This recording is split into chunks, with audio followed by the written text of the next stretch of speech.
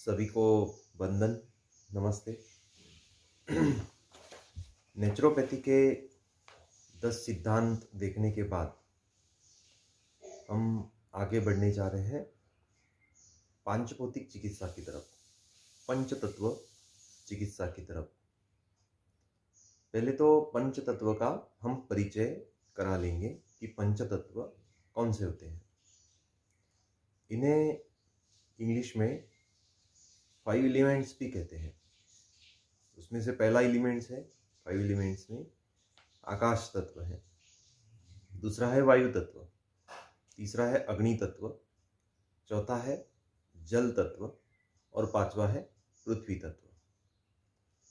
तो तत्व चिकित्सा में इन तत्वों का इस्तेमाल करते हुए उपचार किया जाता है। और सबसे पहला तत्व है आकाश तत्व। आकाश को अवकाश भी कहते हैं, स्पेस भी कहते हैं।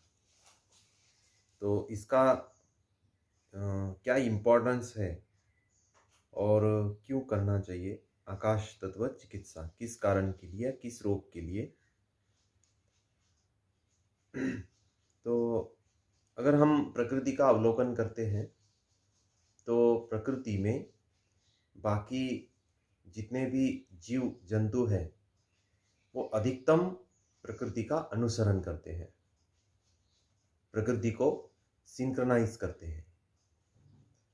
सुबह उठने का समय और रात को सोने का समय अगर ध्यान में लिया जाए तो इसका अनुकरण अधिकतम वो जीव करते हैं जो प्रकृति को सिंक्रोनाइज करते हैं, पशु पक्षी, है ना। और ये जितने भी जीव हैं ये प्रकृति के अनुसार ही रहन सहन भी करते हैं, खान पान भी उनका प्रकृति के अनुसार ही होता है। इसीलिए ये बहुत कम बीमार पड़ते हैं, पड़ते भी होंगे, लेकिन उनमें से जितने भी बीमारियां उनमें हैं उसमें लाइफस्टाइल इंड्यूस बीमारी न के बराबर है। और आती भी होंगी तो मानव ने अपने स्वार्थ के लिए जो प्रकृति में परिवर्तन लाया है, जो प्रकृति को दूषित किया है, उसी के कारण पशु पक्षी और प्राणियों को दुख होता है, उनको रोग होते हैं। सभी जीवों में मानव प्राणी सबसे बुद्धिमान समझा जाता है और यही सबसे बीमार पड़ता है, मानव प्राणी। उसका कारण, सबसे पहला कारण और सबसे अंतिम और महत्वपूर्ण कारण अगर देखा जाए तो यही है कि हमारी जो जीवन पद्धति है उसमें हम बहुत कम स्तर पर प्रकृति का अनुसरण करते हैं। सुबह उठने से लेकर रात को सोने तक और उठने के बाद जो खान पान है उसे लेकर तो हमारा जो रहन सहन है वहाँ तक सभी बातों में हम प्रकृति को नकारते हैं, है ना। प्रकृति के अनुसार जो रहन सहन होना चाहिए वो हमारा नहीं होता है।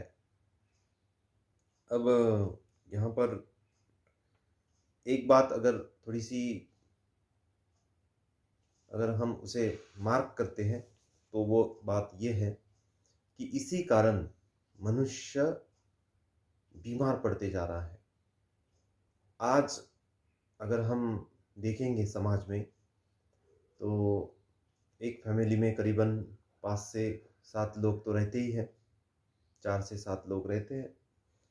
तो हर एक के स्वास्थ्य के बारे में अगर पूछा जाए तो हर एक को कोई ना कोई तो रोग, तकलीफ, दुख है।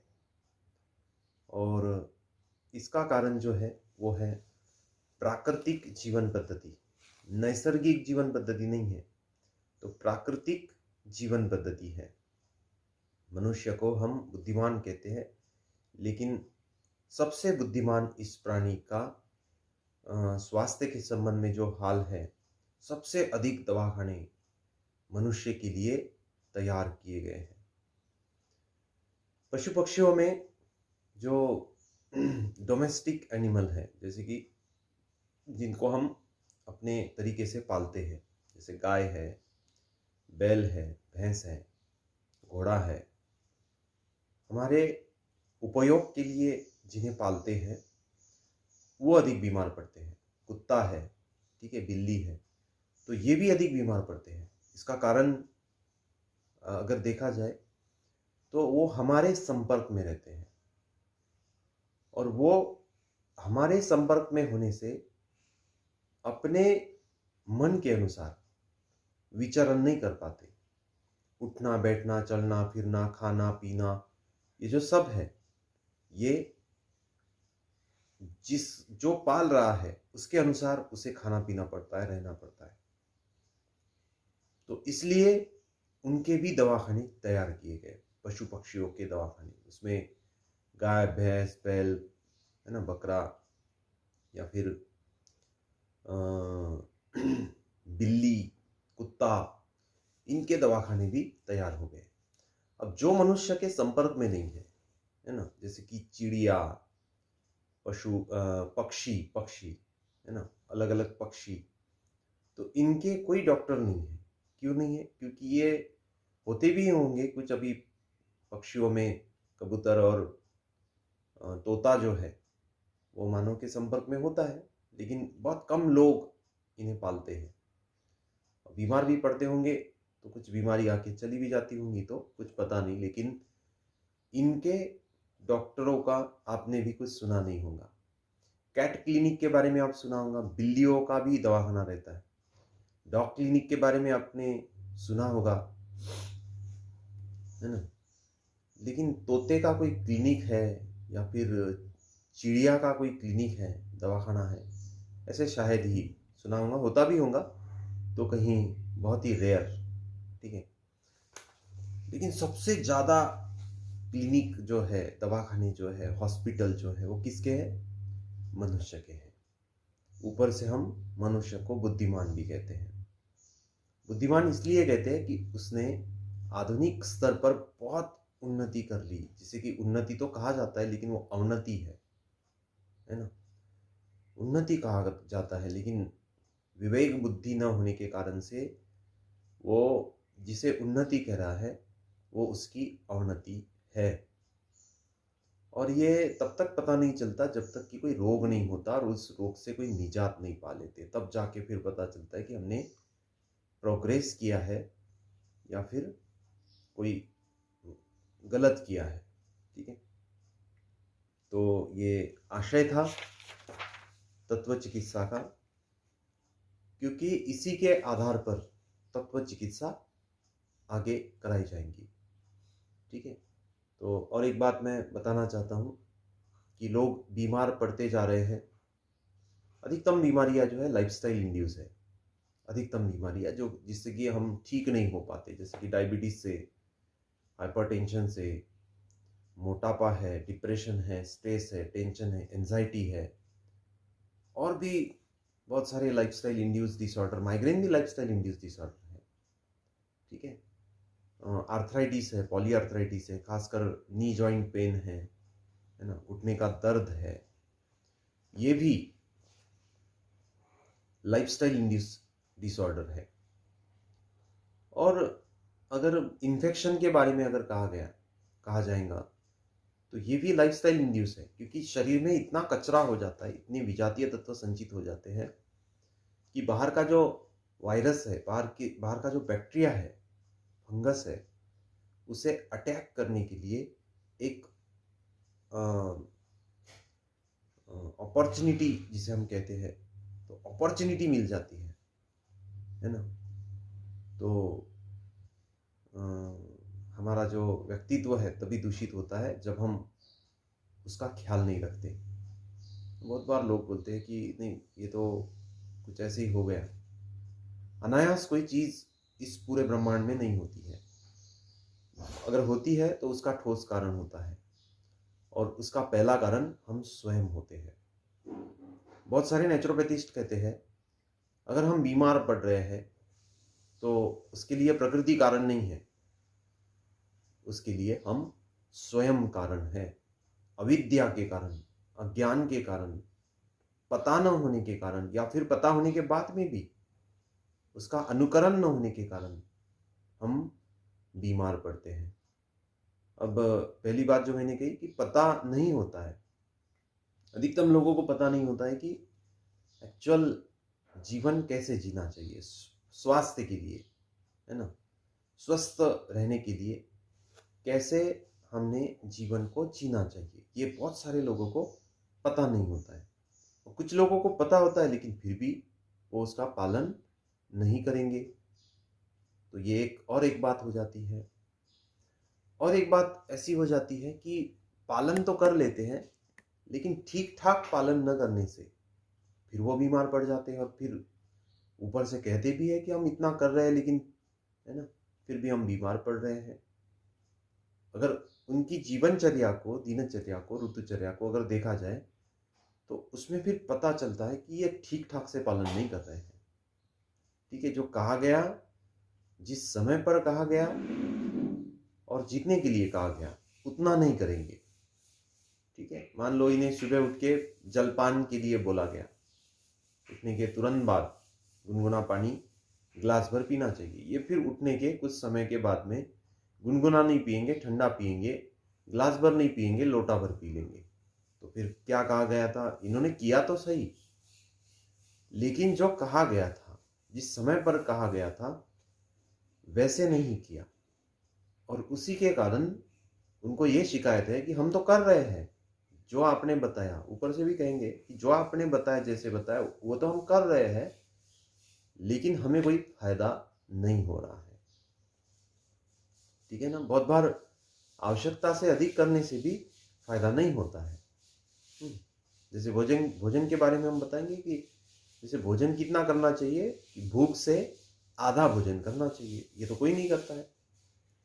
अधिकतम लोग भूख होने के बाद भी, पेट भरने के बाद में भी कुछ खाने की सोचते हैं, है ना, ओवरवेट रहते हैं फिर भी कुछ खाने की सोचते हैं।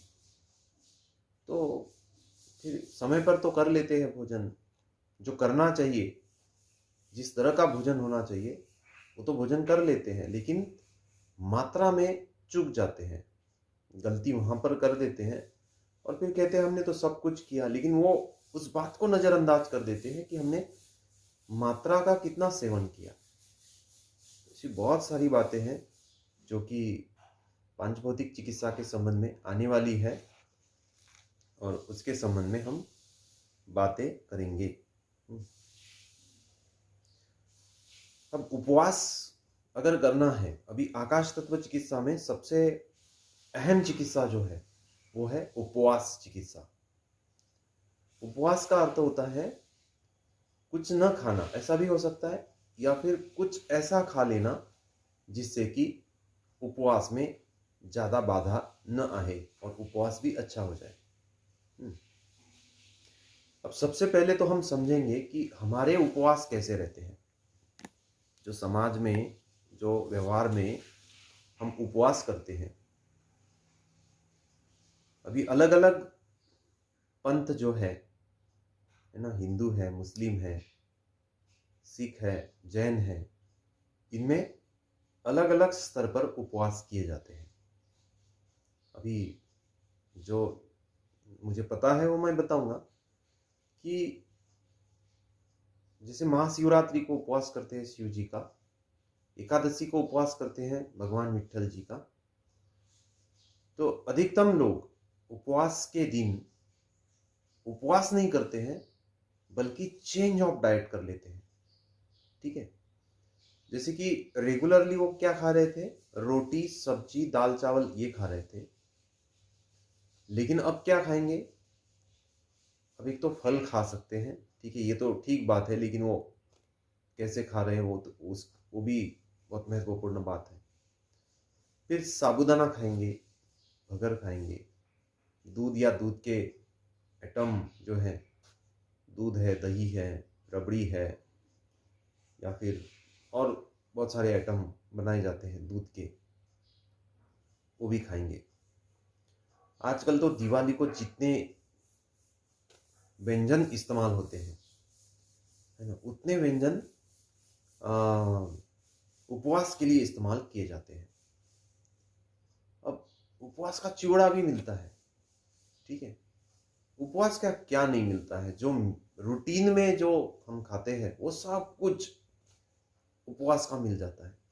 तला हुआ, है ना, तो सब कुछ मिल जाता है। सबसे अहम बात तो ये है कि उपवास जो लोग करते हैं वो चिप्स खाते हैं, आलू के चिप्स खाते हैं। हम भी बचपन में जब घर में किसी को उपवास होता था तो चिप्स जो है आलू को आलू से बनते हैं। आलू को फिर वो जो पतले पतले बनते हैं उसे फ्राई किया जाता है और उसके ऊपर नमक छिड़क के, है ना, लाल मिर्च छिड़क के फिर उसे खाया जाता है। बहुत शौक से खाया जाता है। और आजकल तो टाइम पास के लिए लोग खाते हैं, है ना। पूछा जाए कि क्या भूख है, नहीं है। कोई प्रयोजन है, नहीं है। तो खा क्यों रहे हैं? ऐसे ही टाइम पास के लिए खा रहे हैं। तो पेट को गोडाउन समझा है, जहां पर अनावश्यक चीजों को डाला जा सकता है, ऐसे समझा जाता है समाज में। और इसी के कारण फिर लोग बीमार पड़ते हैं।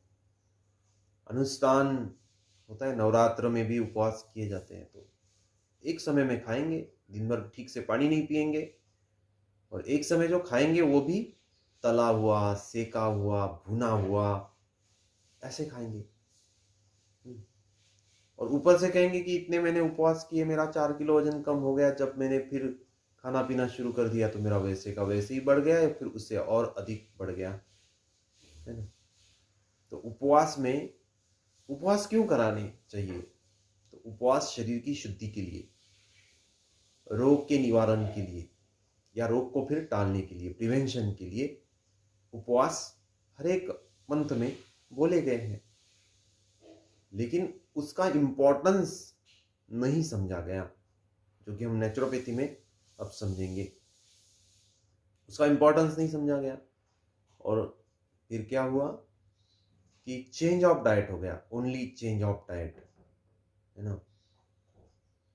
अब कुछ चीज़ें उपवास की ऐसी है कि जो बहुत लोग पसंद करते हैं, साबूदाना को पसंद करते हैं, तो आप कभी कभार खा भी सकते हैं। लेकिन उपवास के नाम पर अगर आप खाते हैं तो आप सबसे अधिक धोखा खुद को दे रहे हैं। और जिस कारणवश आप उपवास कर रहे हैं उसके संबंध में भी आप खुद को धोखा दे रहे हैं। ऊपर से कहते भी है कि इतने सारे मैंने उपवास किए, लेकिन कुछ फल उस उपवास का मुझे नहीं मिला है। क्या आप जानते हैं कि आपका जो उपवास है वो बिल्कुल प्राकृतिक नहीं है और बिल्कुल ही स्वास्थ्य के लिए ठीक नहीं है। अब उपवास का जो प्रयोजन अलग अलग धर्मों में आया है, तो उसका प्रयोजन किसी देवी देवता को प्रसन्न करना नहीं है, बल्कि आरोग्य देवता को प्रसन्न करना है। हमारे स्वास्थ्य का जतन, स्वास्थ्य की सुरक्षा, उसका प्रयोजन रहा है। लेकिन बहुत से लोग ऐसे समझते हैं कि उपवास करूंगा तो फिर मुझे संतान हो जाएंगी। हो सकती है ना, अगर वो प्रॉपरली उपवास करे तो इसके शरीर के दोष निकल जाएंगे और उसे संतान हो सकती है। लेकिन समझते ये है कि उपवास मैं करूंगा, शायद मैं मेरे शरीर पर कोई अत्याचार कर लूं, कोई देवी देवता भगवान मुझे आकर संतान प्रदान कर जाएगा। तो ये गलत बात है, ठीक है। उपवास मैं करूंगा तो मेरे जीवन में सुख आएगा, शांति आएंगी, समृद्धि आएंगी। आ सकती है। अगर स्वास्थ्य के लिए उपवास हो रहा है तो निश्चित रूप से ये हो भी सकता है। लेकिन उल्टा देखा जाता है, इतने सारे उपवास करते हैं, बीच में कई लुटक जाते हैं, मर जाते हैं, है ना। और बहुत दुख भी आता है जीवन में। तो उपवास कैसे करना है, इसके लिए क्या पूर्व तैयारी होनी चाहिए, इसके बारे में हम समझेंगे। अब जिन्हें भी उपवास करना है तो वो इस बात को समझेंगे कि मुझे उपवास करना है, मन की तैयारी करेंगे इसके लिए।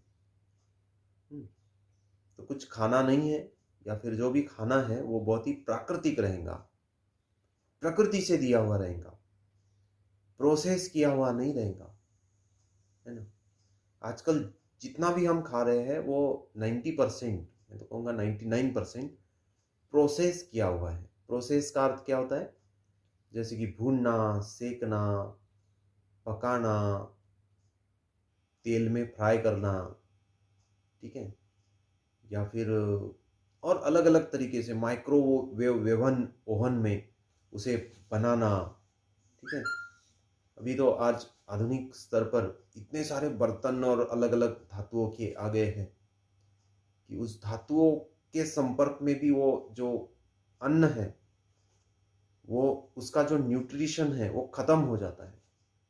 बस जल्दी बनना चाहिए, जल्दी के चक्कर में हम इतना कुछ खोए जा रहे हैं कि उसकी हमें कोई आइडिया नहीं है कि हम, है ना, जल्दी के चक्कर में माइक्रोवेव ओवन में बना रहे हैं, है ना, नॉन स्टिकी बर्तन में बना रहे हैं, एल्यूमिनियम के बर्तन में बना रहे हैं।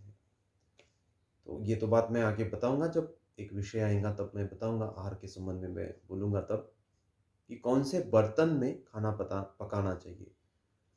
तो उसके कारण भी पकाना कोई गलत बात नहीं है, लेकिन पकाने का जो हमारा तरीका है या जो हमारी प्रोसीजर है वो गलत होने के कारण से भी पका हुआ अन्न शरीर के लिए हानि करता है। कच्चा अन्न भी हानि करता है अगर अग्नि का बल उत्तम ना हो, ठीक ना हो, मध्यम ना हो, हीन है, मिथ्या है, मंद है अग्नि, तो फिर जो प्राकृतिक हम खाएंगे उससे हमें नुकसान ही होगा, है ना। प्राकृतिक यानी प्रोसेस न किया हुआ, पकाया ना हुआ अगर कम खाएंगे तो वो पचेगा नहीं ठीक से, और फिर उससे क्या होगा, उल्टी हो जाएंगी या फिर दस्त हो जाएंगी या फिर उससे आम की उत्पत्ति होंगी, अनडाइजेस्टेड फूड ज़्यादा तैयार होगा जो कि शरीर में अलग अलग रोग को निर्माण करेगा, ठीक है। तो एक बात ध्यान में लेनी है, अब मन की तैयारी होनी चाहिए, ठीक है। उपवास के पहले 2-3 दिन पहले गर्म पानी पीना, नींबू पानी पीना, नारियल पानी पीना, ठीक है।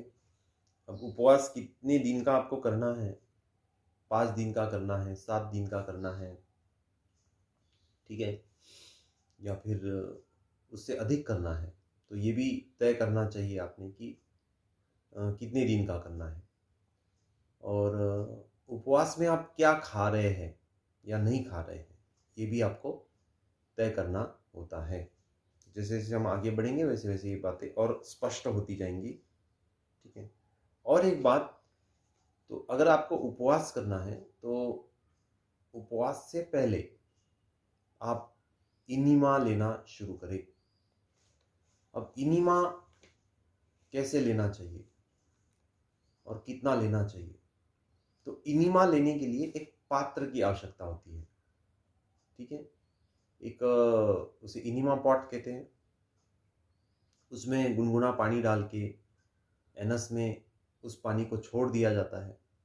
300 से लेकर 700-800 ml तक पानी छोड़ दिया जाता है। सादा पानी, गुनगुना पानी भी हो सकता है, नमक का पानी भी हो सकता है, सेंधा जल भी हो सकता है, नींबू पानी भी हो सकता है, लेमन वाटर भी हो सकता है, लाइम वाटर, और छाछ का भी इस्तेमाल किया जाता है, शहद पानी भी हो सकता है।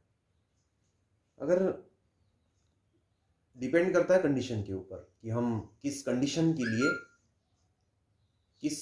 के लिए हम उपवास कर रहे हैं, तो उसके ऊपर डिपेंड करता है। त्रिफला क्वाथ का भी, नीम के पत्तों का जो रस होता है वो पानी में डाल के उसका भी इनिमा दिया जा सकता है। तो पहले उपवास के पहले 2 या 3 दिन इनिमा शुरू करना होता है। इनिमा के बाद में फिर एक छोटा सा वमन भी करना होता है, शरीर का जो एसिड है उसे निकालना होता है, क्योंकि अगर ये बातें अगर आप करते हैं तो उपवास के बीच आपको फिर उभार नहीं आते, जिसे हम हीलिंग क्राइसिस कहते हैं, क्यूरेटिव क्राइसिस कहते हैं। तो वो नहीं आएंगे और कम से कम तकलीफ होगी आपको उपवास के बीच। बहुत बार हम देखते हैं समाज में कि जो लोग उपवास करते हैं तो उपवास के दिन फिर वो उनका सर में दर्द होना शुरू हो जाता है, ठीक है, दस्त होना शुरू हो जाता है, पेट साफ नहीं, कभी कभी पेट साफ नहीं होता है, 2-3 दिन तक पेट साफ नहीं होता है उपवास करने के बाद और बीच में। तो ये सब कंडीशन ना आए उसके लिए उपवास की पूर्व तैयारी आवश्यक हो जाती है, ठीक है। तो मलमूत्र का अगर ठीक से विसर्जन हो तो भी उपवास बहुत अच्छा होता है, तो उसका ध्यान हमें रखना चाहिए। अब उपवास के प्रकार कौन से हैं, तो कुछ प्रकार हम देखेंगे, क्योंकि 25 मिनट का लेक्चर हो रहा है और 5 मिनट का समय हमारे पास है, 30 मिनट का एक लेक्चर बनाते हैं हम अधिकतम। तो उतने समय में जितना हो सकता है उतना हम देखेंगे और फिर आगे का जो पोर्शन है वो कल के लेक्चर में हम देखेंगे। तो पहला उपवास है प्रातःकालीन उपवास।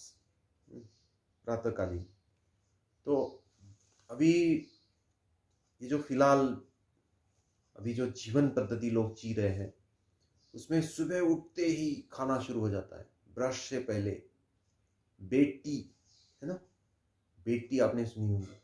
बेड टी क्या है, जैसे कि उठे भी नहीं, लेटे लेटे ही बेड के ऊपर ही चाय पी जाना, है ना, ब्रश भी नहीं करेंगे, दातुन भी नहीं करेंगे, कुल्ला भी नहीं करेंगे, है ना, जो बदबू है मुंह की, उसमें जो थूक है उसके साथ चाय के घूंट को निकल जाना।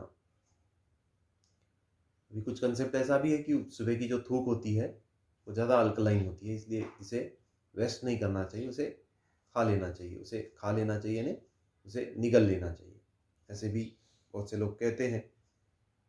लेकिन इतनी बदबू रहती है, उसकी गंदगी रहती है मुंह में, उसको साफ न करते हुए अगर आप दूसरा पानी पिएंगे तो ठीक है, एक समझ भी सकते हैं, नींबू पानी पिएंगे, शहद पानी पिएंगे तो ठीक है। लेकिन सुबह उठते ही जिस चाय से, 1 कप चाय से लीवर के 50 सेल निष्क्रिय हो जाते हैं, 1 कप चाय से लीवर के 50 सेल निष्क्रिय, इनएक्टिव हो जाते हैं, हेपेटोसाइट्स। तो उस चाय को सुबह उठते उठते ही ब्रश न करते हुए वैसे ही पी जाना, तो ये कहाँ की होशियारी रहेंगी। तो ऐसे किया जाता है। फिर नाश्ता कराया जाता है। नाश्ते में कल मेरे पास एक पेशेंट आया जो कम से, उसकी होटल है, वो रोज सुबह उठ के नाश्ता करता है। क्या करता है, पोहा खाता है, रोज खाता है, और ऊपर से बोलता है इतनी एसिडिटी होती है डॉक्टर साहब, कुछ पता नहीं चल रहा है, बहुत सी मैं गोलियां खा रहा हूँ, दवा खा रहा हूँ, लेकिन फिर भी एसिडिटी तो हो रही है। मैंने बोला सुबह उठ के आप पानी नहीं पीते? तो बोले नहीं, पानी नहीं पीता, डायरेक्ट नाश्ता कर लेते हैं। ठीक है, नाश्ता भी किस बात का, पोहा, जो बहुत ही पित्तकर है, एसिड को बढ़ाने वाली चीज़ है, तो वो खा रहे हैं, उसके कारण फिर उन्हें एसिडिटी हो रही है। तो आज तक किसी डॉक्टर ने इस बात को नोट नहीं किया, नज़रअंदाज किया, और फिर वो मेडिसिन खा रहा है और ऊपर से फिर अपथ्य भी कर रहा है, और उस कारण फिर उसकी एसिडिटी ठीक नहीं हो रही है। उसे पता ही नहीं है कि एसिडिटी ठीक क्यों नहीं हो रही है। आश्चर्यजनक बात ये है। तो एसिडिटी के कारण पहले जानने चाहिए और उसके बाद फिर उसका उपचार करना चाहिए। तो सुबह उठने के बाद खाने से अगर परेशानी है तो वह खाना बंद कर देना, उसे कहते हैं प्रातःकालीन उपवास, सुबह का उपवास। जैसे कि सुबह उठने से लेकर बस पानी पी सकते हैं आप, 10 या 11-12 बजे तक कुछ न खाना। ऐसी भी एक जीवन पद्धति जो मैंने खुद भी अनुभव की, ऐसी एक जीवन पद्धति है, सुबह उठने से लेकर 12 बजे तक कुछ नहीं खाना। वो तो लोग पानी को भी टालते हैं कि पानी भी नहीं पीना, लेकिन ये थोड़ा सा अकॉर्डिंग टू नेचुरोपैथी शरीर के ऊपर अत्याचार हो जाता है, इसलिए पानी पीना चाहिए। अगर प्यास लगे तो पीना चाहिए। कंपल्शन में आप नहीं डाल सकते तो कोई बात नहीं, लेकिन अगर प्यास लगे तो पानी निश्चित रूप से पीना चाहिए, उसे टालना नहीं चाहिए। फिर 2 बार भोजन कर लेना, बस यही प्रातःकालीन उपवास है। ठीक है? तो जिनकी जैसे स्टमक मेरिडियन आती है एक्यूप्रेशर एक्यूपंक्चर में, तो बहुत ही डाउन रहती है, उनके लिए भी ये उपवास कराया जाता है। क्योंकि स्टमक मेरिडियन जो है उसका समय है 7 से 9 का। अगर बहुत ज़्यादा एक्टिव है तो उस समय में खाना भी चाहिए, तो फिर खाने से परेशानी दूर हो जाती है ना? सबके लिए एक नियम नहीं रहेगा, हर एक प्रकृति के लिए, हर एक व्यक्ति के लिए उसके कंप्लेंट्स के अनुसार अलग अलग उपचार रहेंगे। तो प्रातःकालीन उपवास के बाद में फिर सायंकालीन एकाहारी उपवास और बहुत सारे उपवास आगे दिए गए हैं, जो कि हम कल देखेंगे। इसी के साथ मैं अपनी वाणी को विराम देता हूँ। सर्वे भवन्तु सुखिनः, सर्वे सन्तु निरामया, सर्वे भद्राणि पश्यन्तु मा कश्चित् दुःख भाग् भवेत्। ओम शांति शांति शांति।